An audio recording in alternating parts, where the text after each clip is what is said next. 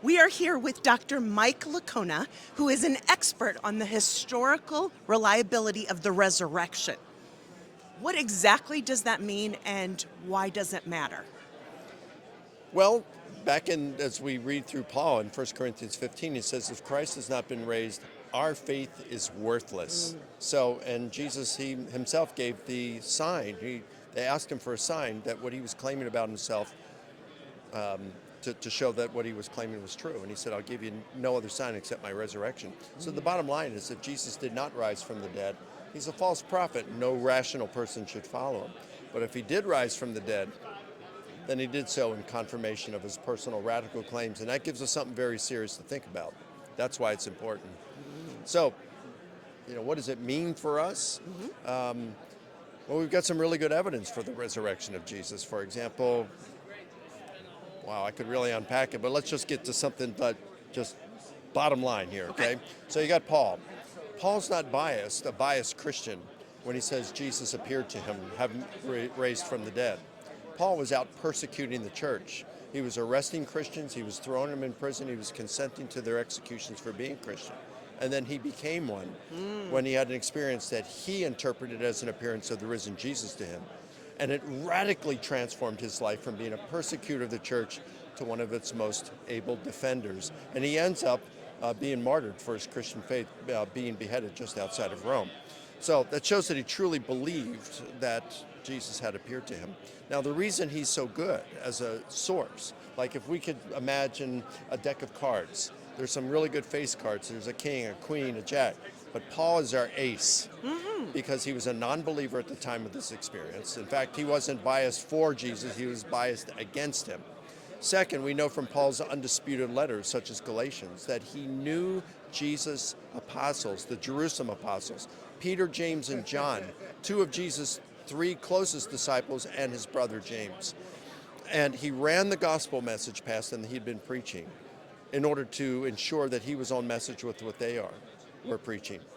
And they certified that he was on message. He's preaching the same gospel message. So that doesn't mean that Paul was preaching everything lock and step with what the other apostles were. And I'm not saying he wasn't, but what we know from that is, at least when it comes to the gospel message, what they were preaching is what Paul was preaching. So wouldn't it be great if we had some kind of a lost letter of Paul, like Paul in Colossians mentions the letter he wrote to the church at Laodicea? Where's that?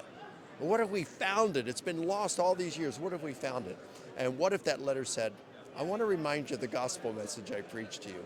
I mean, that'd be historical gold, right? Yes. Well, we don't need a lost letter of Paul. We got it in 1 Corinthians 15 when Paul says, verse 1, I want to remind you of the gospel message I preached to you. And then he gives us an outline in verses 3 through 7 that Christ died for us. And he says, I delivered to you what I also received. So he delivered to them when? In the year 51, when he established the First Baptist Church of Corinth. No. And then he received it beforehand. So this is within 20 years of the crucifixion of Jesus. He gets this from the Jerusalem apostles. Wow. I delivered to you what I also received. Christ died for our sins according to the scriptures. He talks about his burial, his resurrection, his appearances to individuals and groups, friend and foe alike. This is coming from the Jerusalem apostles. So this is early. It's from eyewitness testimony. And it ultimately comes from one who converted from being one who persecuted the church to now becoming one of Christianity's most able advocates. That's pretty amazing. So now you say, what do we do with this? Was it a hallucination? Well, you can show it wasn't a hallucination. You can show it wasn't legend. It wasn't a lie. It just wasn't a metaphor. You can rule out all these alternate explanations. And at the end of the day, the resurrection hypothesis is the only hypothesis that accounts for the data adequately. And the reason this is important is because if Christ has been raised, then Christianity is true. It's game, set, match. Christianity is true, period. And so when we're going through difficult times in life, yep, this life can suck at times, can't it? But you know what? Resurrection is coming.